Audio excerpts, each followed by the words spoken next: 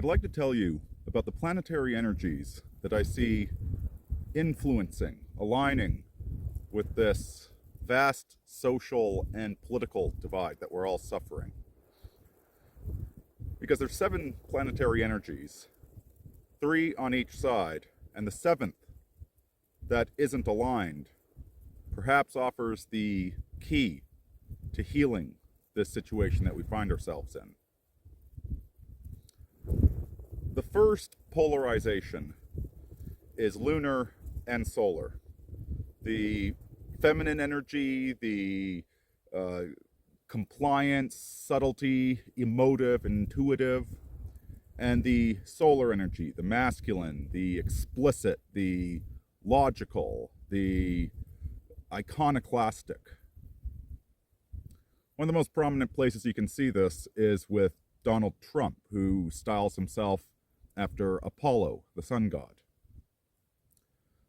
So that's the first, lunar feminine, solar masculine. The next pairing is Mars and Mercury. Now, Martian energy is valorous, it's competitive, it's sports, it's militaristic. It's also a very masculine energy, but somewhat distinct from the solar.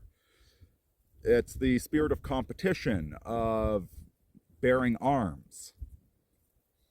And so, while on the one hand, yes, the police services, the military, they tend to be very answerable to elements of the deep state, the actual ethos of the sort of men and women that form those organizations tends to be more aligned with what you could call the right wing.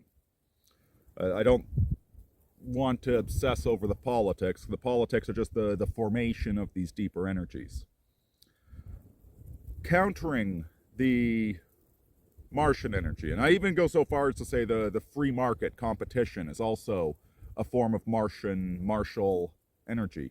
Countering that, you have the mercurial energy. Mercury, Hermes, Coyote,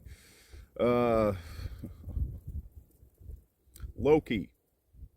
Now, Mercury is the god of medicine. He's the god of journalism, the god of thieving, the trickster god. So the alchemical scientific establishment, the journalistic establishment that alchemizes lead out of gold and gold out of lead, that takes the truth and turns it into something else. The trickster, the thieving, the socialism, you have that energy on their side, contrasting the martial energy on our side. And then the most significant would be the leader of these other two energies, the one really calling the timing on our side would be the Jupiter energy. Jupiter, Dies Veter, Zeus, Pater Noster, our Father above, the Sky Father. Traditional religion, ceremony, circumstance. All of these traditional elements are on our side. Whereas theirs is the Elder Father, the All-Father, the Odinic energy, Saturn, Saturday, Saturnalia, Satan. You can see this Saturnic energy with their celebration of abortion, of sterility, the environmental movement that is their justification for so much of what they do. It has nothing to do with stewarding the earth, preserving the earth, it has everything to do with killing humanity as a cancer on the planet. It doesn't want us colonizing Mars. It wants Mars to remain sterile. This is truly a death cult that we're going up against.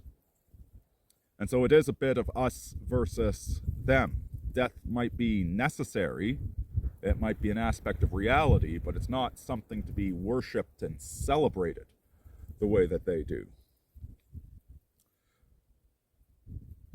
Which leads us to the seventh planet, and the one that might be the key to all of this. It's Venus, the morning star, the illusion, the phantasm, the romance, erotic love, all of these things, the possibilities of what could be that aren't, the imagination, creativity. On the one hand, I saw this clip of a musician, a singer, and she was dressed like a harlot, and she was in some bony cage of a serpent. And that's absolutely Venusian energy. That's the dark side of Venusian energy right now. They control Hollywood. That's Venusian energy, the enchantment, the seduction, bring you into another world of excitement and possibility. That's Venusian energy. That's eroticism. That's erotic love. It's romance.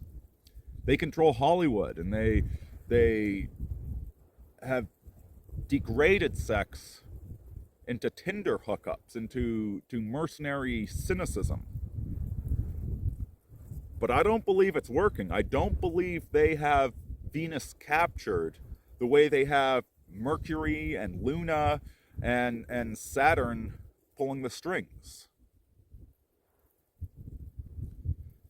I believe that if we can win Venus, if we can be the dreamers, whether it's Musk's dream of colonizing Mars, or the erotic fantasy of lovers, if we can heal this divide between men and women, the only way you can ever heal it.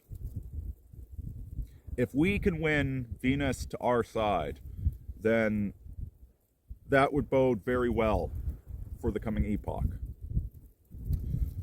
But all of this are just the lights that I see in the sky sometimes. Take it for what it's worth. I hope it was useful to you. Carpe futurum, teni traditum. Aurini out.